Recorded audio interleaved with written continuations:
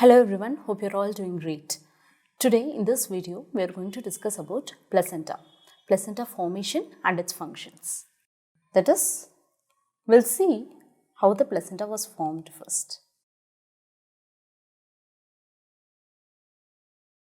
Basically, placenta is formed from two components, namely the fetal component and a maternal component, right?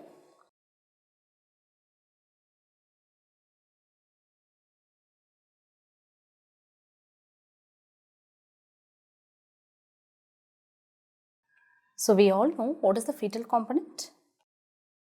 It is the chorion frondosum. Yes, correct. Then what is the maternal component? It is the decidua basalis. Okay. So these two components are going to form the two sides of placenta. Okay. So we'll take the fetal component here, that is the chorion frondosum, the decidua basalis. Okay.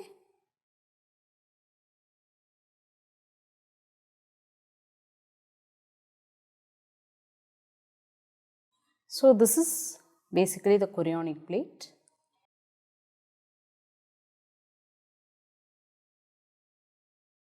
Okay. And let's imagine the other half is formed from the decidual plate. Okay. In the interconnection between these two plates, we have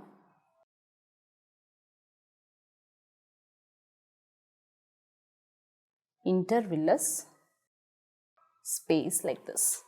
Okay. So first we will see what are the layers. Okay.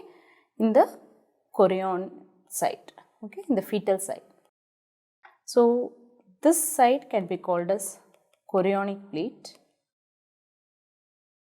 and this side can be called as the decidual plate. Okay. Now we will see what are the layers present from the decidual plate. Okay. So the first layer what we have is from outside inwards we are going. Okay. It is the decidua basalis. So what are the layers in decidua basalis again? It is the stratum basale, stratum compactum and stratum spongiosum. Okay.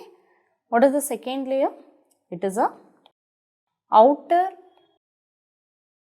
syncytio trophoblast layer. Now this layer is also known as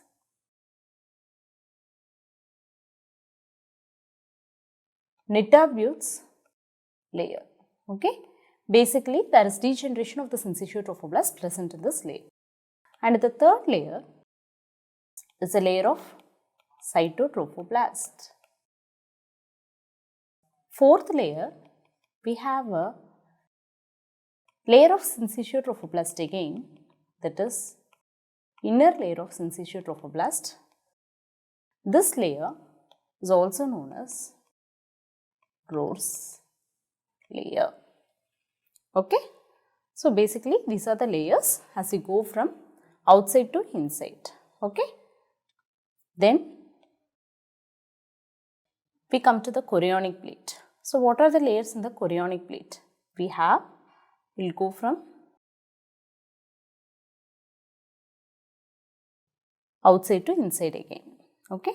So the layers include, first it is covered by a layer of amnion over here. So a layer of amnion followed by a layer of cytotrophoblast followed by a layer of syncytio trophoblast,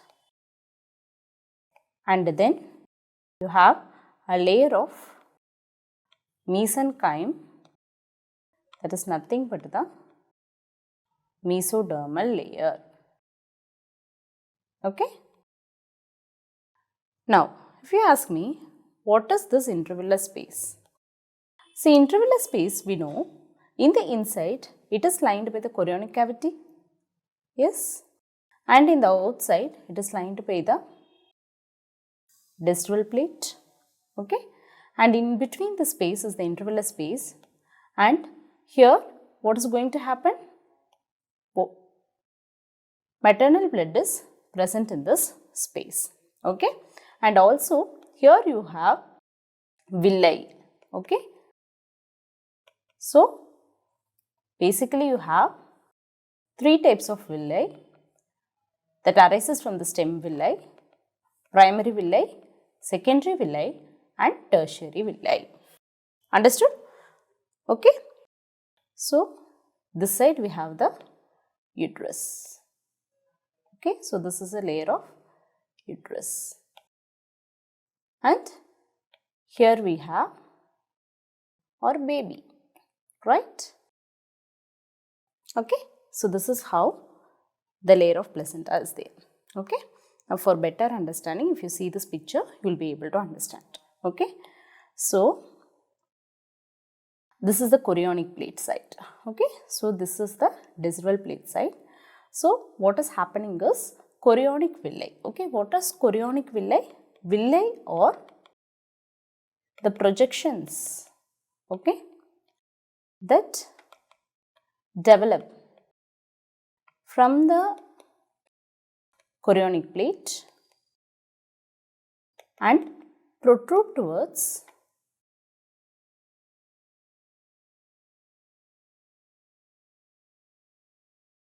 towards and into the basal plate. Understood? Okay. So, these are the villi.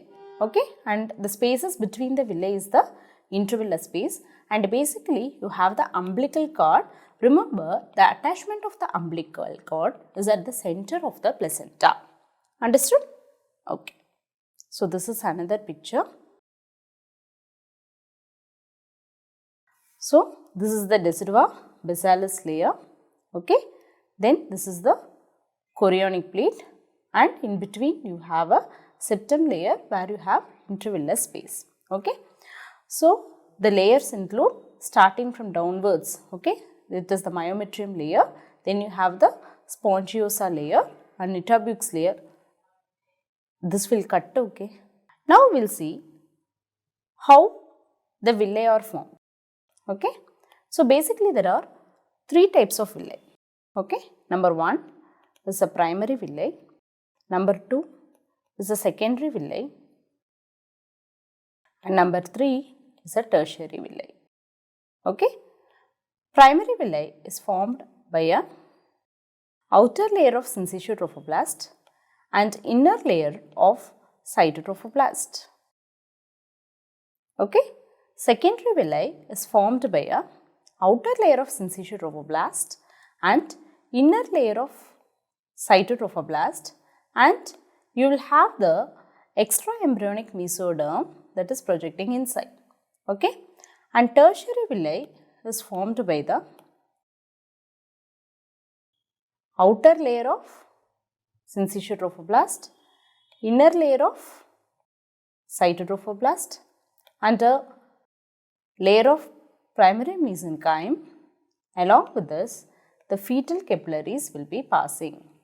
Understood? So, this is how the primary, secondary and tertiary villi are formed. Okay. So, when these villi are formed, now when these primary, secondary and tertiary villi are formed, primary villi is basically formed on day 12, secondary villi is formed between days 16 to 17 and tertiary villi is formed on day 21. Okay. And the villi can further be classified into 2 types. One is the anchoring villi and another one is the nutritive villi based upon their function. Anchoring villi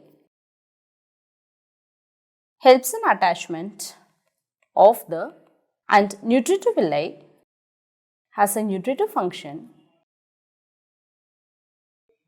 Most of the villi will be nutritive villi. Okay. Now, as the villi are formed, 2 types of circulation are established in the placenta. Okay. So, if you take the placental circulation, it is of two types. Number one is the uteroplacental circulation. Number two is the fetoplacental circulation. Okay.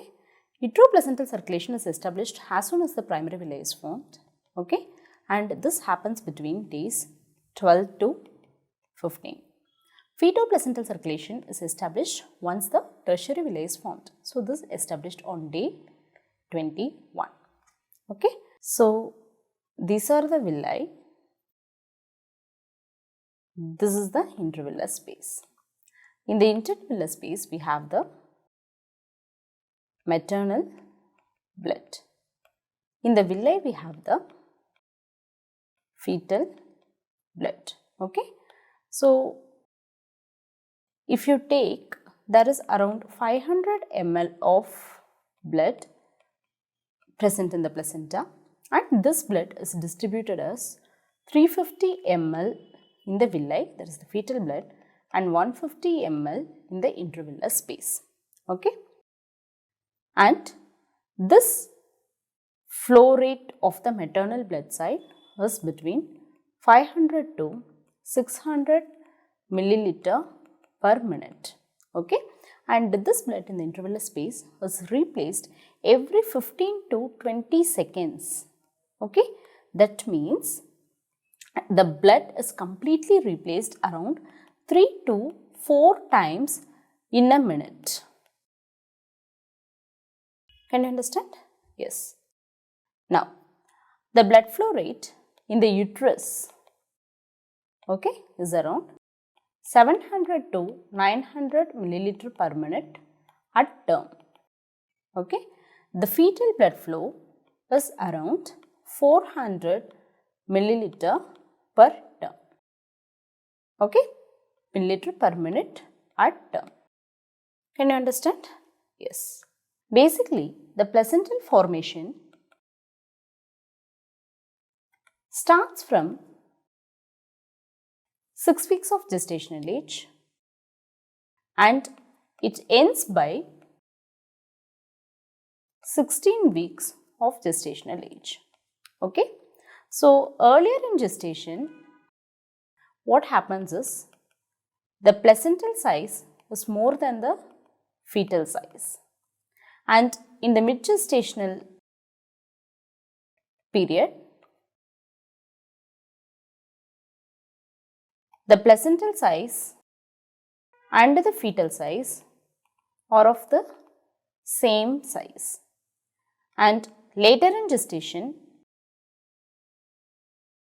the fetal size is more than the placental size. So, around 17 weeks of gestational age, the placenta fetus ratio is around 1:1. By birth, if you see, the placenta and fetus ratio, it will be 1:6. Okay. So, this is important. Okay. Now, we will see the gross anatomy of placenta. Okay. Basically, as we have already seen, as the placenta is delivered, you will be able to see two layers. One is the fetal side of placenta, another one is the maternal side of the placenta. Okay. So, this fetal side of the placenta, if you are able to see, it is somewhat shiny in appearance, right? Shiny in appearance, and it has the umbilical cord inserting at the center, right?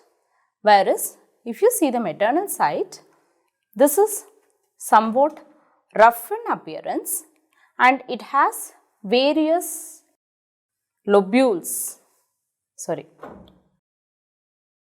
If you see the maternal side, this is rough in appearance, and this is divided by various deeply placed fissures into numerous cotyledons. Okay, so the fissures divide the basal plate into numerous cotyledons.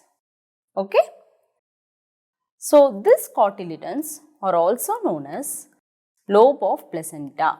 Okay, this is the functional unit of placenta, and the functional subunit of placenta is the lobules. So, lobes are further divided into numerous lobules, and in each lobule you have around 3 to 4 villi. Understood? Now, basically these fissures consist of the decidual septa. Okay? So, this is how it is. Okay? You have a cotyledon, and these are the fissures where the decidual septum is going to come and divide the maternal side of the placenta into numerous cotyledons. Okay? So, we will see some features of the placenta now. Okay? Normally, if you take the placenta, human placenta is described as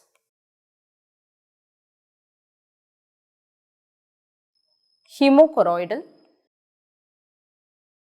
discoidal and deciduate. Okay, I'll tell you what are the meaning of these terms. Okay, hemochoroidal. So if you split this term, you will get blood and chorion. So basically, the maternal blood is in contact with the chorion, and it is discoidal. It is simple. So it is a disc-shaped structure, and it is deciduate. Deciduate means this is going to shed during parturition. Okay, that is, it is shed soon after the delivery of the fetus.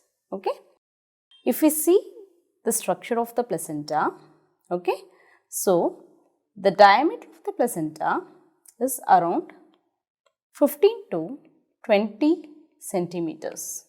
Okay, and thickness of the placenta. Okay, so thickness of the placenta usually at the peripheries is around 2.5 centimeters, and as you come inside, there may be more thickening around the center, and this can vary from 3 to 4 centimeters. Okay, this is because the placental growth rate is around 1 millimeter per week.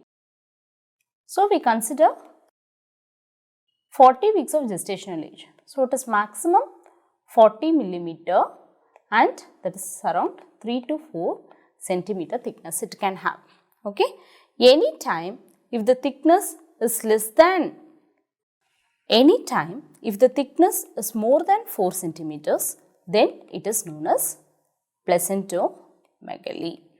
Okay, there can be small sized placenta also. Okay, when the thickness is less than 2.5 centimeters. Okay, now we will see what are the conditions in which we can have placentomegaly and a small placenta. Placentomegaly can be seen in conditions like maternal diabetes, molar pregnancy, multiple pregnancy,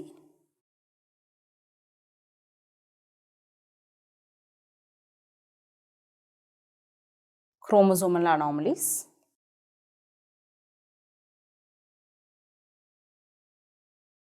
placental chorioangioma, increased cardiac output states, say anemia, hydrops fetolis, also in infections like syphilis, CMV, etc. In syphilis, placentomegaly is commonly seen. Okay. And small sized placenta is usually seen in FGR when there is intrauterine death or when it is a postdated pregnancy. So, if you take the normal placental attachment,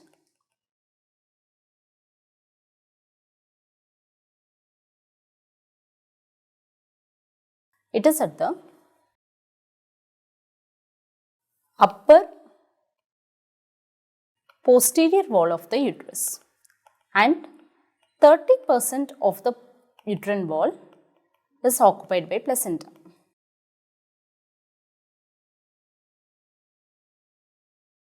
Okay, and already we know the margins of the placenta are formed by the attachment of chorionic and basal plate. Okay, and so this is the normal attachment of the placenta, where the placenta is attached in the upper uterine wall. Okay, suppose if the placenta is coming to the lower segment of the uterine wall, then it is known as lower implantation, and when it is seen covering the os, okay, that is partial placenta previa, and when the placenta is covering the os completely, then it is known as total placenta previa. Now, as the placenta is getting attached itself to the uterine wall, the villi are stopped from further penetration into the myometrium by the Nitabuk's layer. Okay. So, any condition in which this layer is absent, the placenta is going to penetrate completely through the uterine wall. Okay. So, these set of disorders are called as placenta Accreta spectrum disorders. Okay. So, in that we have number 1 is the placenta accreta, placenta increta and placenta percreta. Okay. What is happening in accreta is there is adhesion of the placenta to the myometrium, and in accreta the placenta is going to invade through the myometrium, and in percreta the placenta completely perforates the uterine wall. Okay, and it may come to invade the perimetrium and in some cases the adjacent organs also.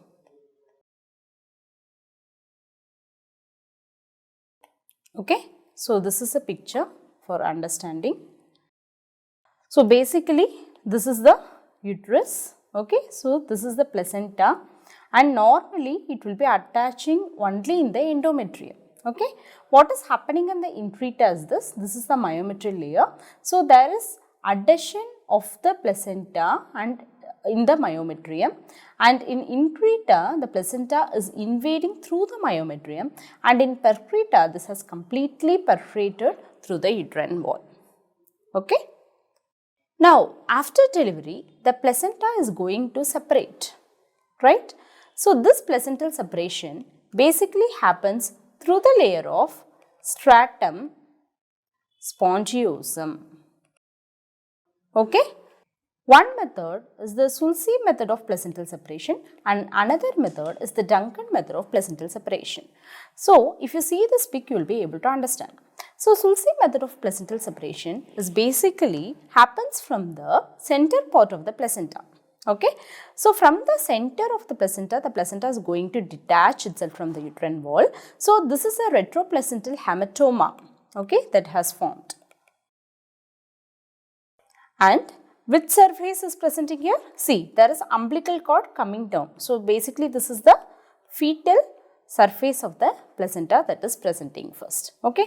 In Duncan's method, the placenta is going to separate from the margins. Okay. So, as it is separating from the margins, which surface will come down first? It will be the maternal surface. Okay. And there is no retroplacental hematoma. Okay. Retroplacental hematoma is not formed. Okay. So, if we see Sulci method and Duncan method of placental separation. Sulci method of placental separation happens from the center of the placenta. Duncan's happens from the periphery of the placenta. Okay. In Sulci method, there is formation of retroplacental hematoma, and in Duncan's method, there is no retroplacental hematoma. In Sulci's method, the fetal surface is going to present first, and in Duncan's method, the maternal surface is going to present first. And since there is retroplacental hematoma, in Sulci method, there is no visible blood loss, whereas in Duncan's method, there is visible blood loss. And among these two methods, the most common method is the Sulci method of placental separation, and Duncan's method is the least common method of placental separation.